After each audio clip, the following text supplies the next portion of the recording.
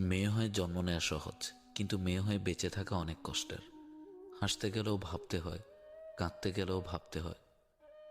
মেয়েরা অল্পতেই খুশি হয়, কিন্তু কিছু কিছু মেয়ের ভাগ্যে এই অল্প সুখও জোটে না।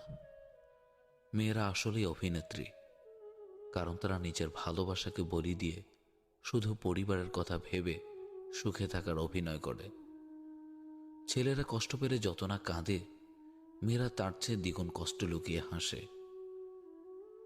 যে নারীর জীবনে সাংসারিক অশান্তি লেগেই থাকে, সে নারী দুনিয়াতে জাহান্নামের স্বাদ অনুভব করে।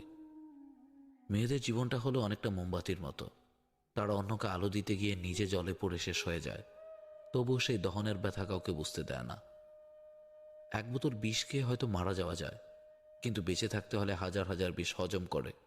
হ্যাঁ, এটাই মেয়েদের জীবন। মেয়েদের মন খুব নরম। সেই নরম মনে কখনো কষ্ট Likey